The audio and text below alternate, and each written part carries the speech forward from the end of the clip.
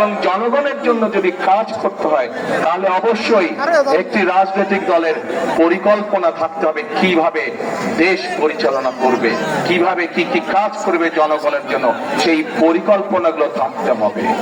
প্রিয় ভাই বোনেরা, বিএনপি বাংলাদেশ জাতীয়তাবাদী দল হচ্ছে সেরকম একটি দল যাদের পরিকল্পনা রয়েছে আগামী দিনে দেশকে কিভাবে পরিচালনা করবে। কারণ এই দলটিরই অতীত অভিজ্ঞতা রয়েছে কিভাবে দেশে খাদ্য উৎপাদন দ্বিগুণ করতে হয়। কারণ বিএনপি নামক দলটিরই অভিজ্ঞতা রয়েছে কিভাবে জেলায় জেলায়, উপজেলায়, গ্রাম পর্যায়ে, ইউনিয়নে রাস্তাঘাট নির্মাণ করতে হয়। কারণ বিএনপি নামক দলটিরই অভিজ্ঞতা রয়েছে কিভাবে শিক্ষার আলো এদেশের সন্তানদের কাছে পৌঁছে দিতে হয়। কারণ বিএনপি নামক দলটিরই অভিজ্ঞতা রয়েছে কিভাবে বাংলাদেশের মানুষকে নিরাপদ রাখতে হয়, আইন শৃঙ্খলা পরিস্থিতিকে কঠোর হাতে নিয়ন্ত্রণ করতে হয়। কারণ বিএনপি নামক দলটিরই অভিজ্ঞতা রয়েছে কিভাবে দুর্নীতির লাগাম টেনে ধরতে হয়। প্রিয় ভাই বোনেরা, আপনারা নিশ্চয়ই পত্র পত্রিকায় দেখেছেন এই মুহূর্তে একটি রাজনৈতিক দল যেই স্বৈরাচার পালিয়ে গিয়েছে সেই স্বৈরাচারের মুখের ভাষা ব্যবহার করছে বিএনপির বিরুদ্ধে। সেই স্বৈরাচার যেভাবে বলতো তাদেরই ভাষা ব্যবহার করছে বিএনপি। তাদের বক্তব্য যে দুর্নীতিতে বলে চ্যাম্পিয়ন ছিল। আমার প্রশ্ন 2001 থেকে 2006 সাল পর্যন্ত তাদেরও তো দুজন সদস্য বিএনপির সরকারে ছিল না? ছিল। তো বিএনপি যদি অতই খারাপ হয় তাহলে ওই দুই ব্যক্তি কেন পদত্যাগ করে চলে আসেনি? এই জন্য পদত্যাগ করে তারা আসেনি। তারা সরকারে ছিল এবং তারা ভালো করেই জানতো যে খালেদা জিয়া কঠোর হস্তে দুর্নীতি দমন করছে। এবং যেই দলটি এখন এই কথা বলছে তাদের যেই দুই সদস্য বিএনপি সরকারের অংশ ছিল তারা ভালো করেই জানতেন যে খালেদা জিয়া দুর্নীতিকে প্রশ্রয় দেয় না। এবং সব ধরনের আন্তর্জাতিক পরিসংখ্যান বলে খালেদা জিয়ার সময় যে স্বৈরাচার পালিয়ে গেছে তার সময় দেশ দুর্নীতিতে নিম্ন গতিতে ছিল। এবং খালেদা জিয়া যখন 2001 সালে দেশ পরিচালনার দায়িত্ব পায় তখন ধীরে ধীরে বাংলাদেশ দুর্নীতির কারাগার থেকে বের হতে শুরু করলো। এবং যেই দল এই কথা বিএনপিকে এইভাবে দোষারোপ করে তাদের দুই সদস্যের প্রথম দিন থেকে শেষ দিন পর্যন্ত সরকারে থাকাই প্রমাণ করে যে নিজেরাই নিজেদের মানুষ সম্পর্কে কত বড় মিথ্যে কথা তারা বলছে। প্রিয় ভাই বোনেরা, আমরা চাই নেত্রকোনা সহ, শেরপুর সহ বিভিন্ন জায়গায় মাদক সমস্যা রয়েছে। আমরা এই মাদক সমস্যার সমাধান করতে চাই, কিন্তু মাদক সমস্যার সমাধান করতে হলে কিভাবে করবেন? আপনি কিভাবে করবেন? মাদক সমস্যার সমাধানের একটি কঠিন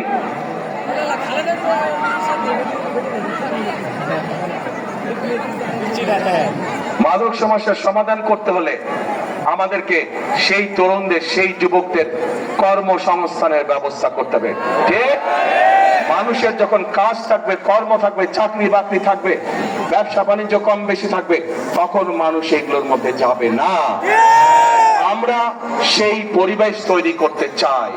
আমরা চাই দেশে আমরা চাই ভোকেশনাল ইনস্টিটিউশন বেশি করে আমরা তৈরি করব, যাতে করে আমরা আমাদের তরুণ সদস্যদেরকে, যুব সমাজের সদস্যদেরকে আমরা বিভিন্ন রকম ট্রেনিং দিব, যেই ট্রেনিং এর বিনিময়ে তারা বিদেশে যেমন যেতে পারবে একইভাবে তারা দেশে তাদের কর্মসংস্থান তৈরি করতে পারবে। যারা আইটিতে কাজ করে তাদের জন্য বিভিন্ন রকম আমরা আইটি ট্রেনিং এর ব্যবস্থার পরিকল্পনা গ্রহণ করেছি, যাতে যারা আইটিতে কাজ করে তারা ঘরে বসে তাদের আয় রুজি কামাই রোজগার বাড়াতে পারবে। প্রিয় ভাই বোনেরা, এই যে 4 জেলার ভাই বোনেরা আজকে আপনারা এই মিটিং এ উপস্থিত হয়েছেন, এই এলাকার আরেকটি বড় সমস্যা হচ্ছে এলাকার আরেকটি বড় সমস্যা হচ্ছে মানুষের চিকিৎসা সমস্যা। ঠিক, আমরা ময়মনসিংহ সহ আশেপাশের জেলাগুলোতে যেই 4 জেলার ভাই বোনেরা আজকে উপস্থিত হয়েছেন, এখানে যেরকম আমরা জেলা হসপিটালগুলোকে আরো বড় করতে চাই, একইভাবে আমরা হেলথ কেয়ারের অ্যাপয়েন্ট করতে চাই। হেলথ কেয়ারের, আপনারা পল্লী চিকিৎসকের কথা শুনেছেন? পল্লী চিকিৎসক শহীদ জিয়ার সময় ছিল, যারা গ্রামে গ্রামে ঘরে ঘরে মানুষকে গিয়ে চিকিৎসা দিত, ছোটখাটো রোগ বলে অসুখ বিসুখ তারা সেখানে চিকিৎসা দিত। আমরা ঠিক একইভাবে বিশেষ করে যে মা বোনেরা আছেন তাদের চিকিৎসার অনেক সমস্যা হয়। শিশুরা এবং মা বোনদের অনেক সময় তারা হাসপাতালে যেতে পারে না। আমরা চাই এই মা বোনদেরকে সুচিকিৎসা দেওয়ার জন্য, আমরা চাই মা বোনেরা সহ শিশুরা যেন ঘরে বসে চিকিৎসা পেতে পারে, ছোটখাটো অসুখ বিসুখের চিকিৎসা যাতে তারা সেই সেবা যাতে, সেই জন্যই আমরা চিকিৎসা ব্যবস্থাকে উন্নত করতে চাই। চিকিৎসা ব্যবস্থা আমরা হেলথ কেয়ারের নিযুক্ত করার মাধ্যমে চিকিৎসা ব্যবস্থা আমরা তাদের ঘরে ঘরে পৌঁছে দিতে চাই। প্রিয় ভাই বোনেরা, এই ময়মনসিংহ জেলা একটি অন্যতম কৃষি প্রধান এলাকা, আমাদের এখানে একসময় অনেক খাল বিল ছিল না আগে? এই খাল বিলগুলো সব ভরাট হয়ে গিয়েছে। এই খালগুলোকে আমরা পুনর্খনন করতে চাই, আবার এখন এই খাল পুনর্খনন করার জন্য কে কে কোদাল হাতে নেবেন? সারা জেলা খাল পুনর্খনন কে কে কোদাল হাতে নেবেন? আমি কিন্তু থাকবো সেদিন আপনাদের সাথে, ঠিক তো? ইনশাআল্লাহ। তাহলে আমরা খাল খনন করবো।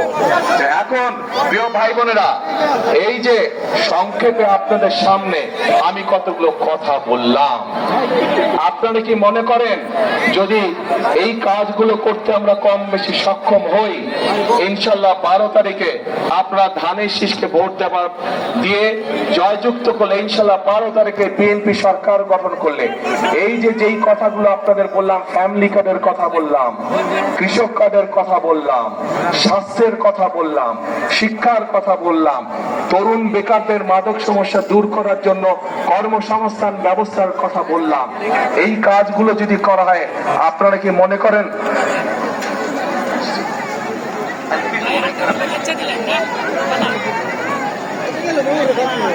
এই যে কথাগুলো বললাম, এই কাজগুলো যদি আমরা করতে সক্ষম হই, তাহলে কি আপনারা মনে করেন আপনারা সহ সমগ্র দেশের মানুষ উপকৃত হবে?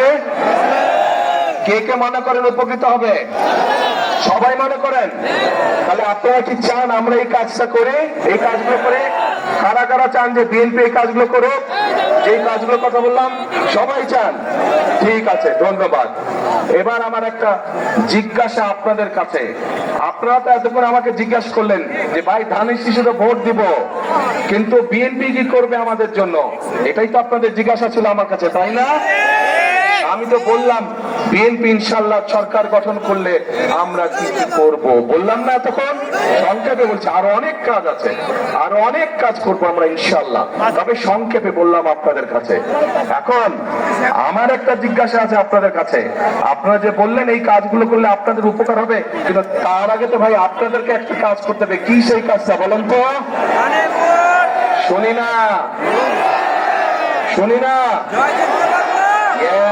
12 তারিখে ধানের শীষকে জয়যুক্ত করতে হবে।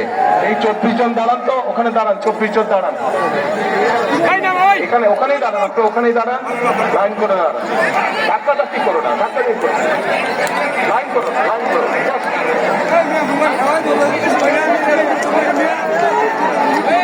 এই যে আপনাদের সামনে 24 জন ব্যক্তি দাঁড়িয়েছে, 24 জন মানুষ দাঁড়িয়েছে, প্রত্যেকের হাতে দেখেন ধানের শীষ, দেখছেন? চেনেন এই 24 জনকে? এই 24 জনকে দায়িত্ব দিয়ে গেলাম এই 4 জেলার উন্নয়ন করার জন্য। তাদের হাতে ধানের শীষ দিয়ে তাদেরকে আমি দায়িত্ব দিয়েছি। এখন আপনারা আপনাদের দায়িত্ব বুঝে নিতে হবে তাদের কাছ থেকে। পারবেন? তাহলে 12 তারিখে পরিকল্পনা কি আপনাদের? ধানের ধানের শীষে ভোট দিতে হবে। বসেন নেতৃবৃন্দ, এরা সবাই হচ্ছে ধানের শীষের লোক, এদেরকে জিতিয়ে আনতে পারলে আমরা ওই কাজগুলো সব করতে পারবো, জিতিয়ে আনতে পারলে আমরা ওই কাজগুলো সব করতে পারবো। কিন্তু এদেরকে জিতাতে হলে আপনাদেরকে এগিয়ে আসতে হবে। আপনারা এগিয়ে আসলে ধানের শীষ জিতবে, আপনারা এগিয়ে আসলে ধানের শীষের পরিকল্পনাগুলো সব জনগণের জন্য বাস্তবায়িত হবে, দেশের মানুষের জন্য বাস্তবায়িত হবে। প্রিয় ভাই বোনেরা, আরেকটি পরিকল্পনার কথা আপনাদেরকে বলতে চাই। নারীদের কথা বলেছি, কৃষকদের কথা বলেছি, শিশুদের কথা বলেছি, তরুণদের কথা বলেছি, যুবকদের কথা বলেছি।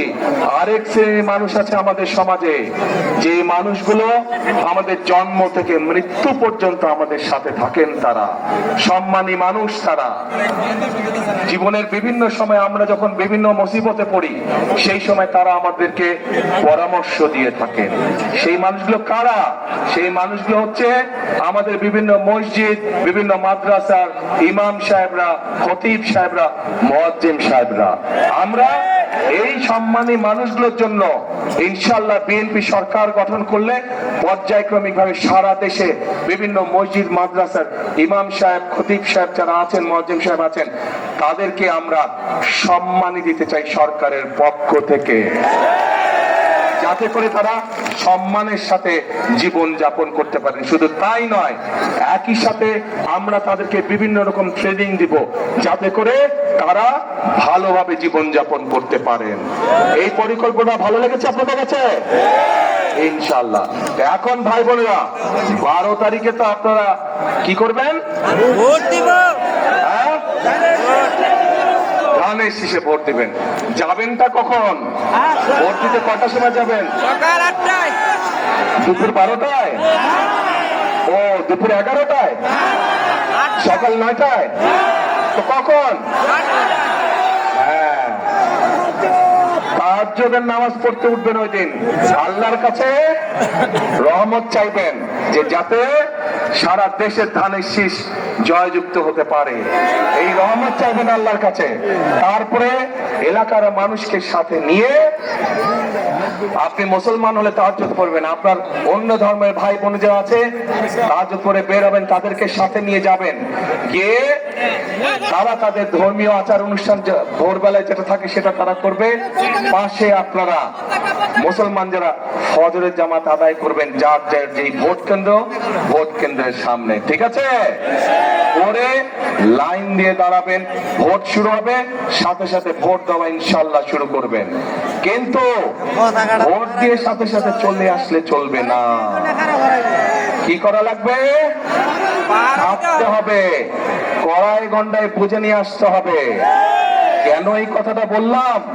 বহু বছর হয়ে গেছে আমরা তো ভোট দেবার সুযোগ পাইনি, তাই না? যেহেতু আমরা ভোট দেবার সুযোগ পাইনি, এর আগে আমাদের ভোট বিভিন্ন জন বিভিন্ন ভাবে লুটপাট করে নিয়ে গিয়েছে। এবার সেই জন্য আমাদেরকে সজাগ থাকতে হবে যাতে কেউ আমাদের ভোট লুটপাট করে নিয়ে যেতে না পারে। পারবেন তো পাহারা দিয়ে সতর্ক থাকতে? ইনশাআল্লাহ। তাহলে প্রিয় ভাই বোনেরা, আরেকটি গুরুত্বপূর্ণ কথা, 1971 সালে যুদ্ধ হয়েছিল। এখানে যারা ইয়াং আছেন তারা, আপনারা তরুণ যুবক যারা আছেন তারা আপনারা বইয়ে খাতায় পড়েছেন, মুরব্বী যারা আছেন, আমাদের বয়সী যারা আছেন তারা দেখেছেন বা জানেন।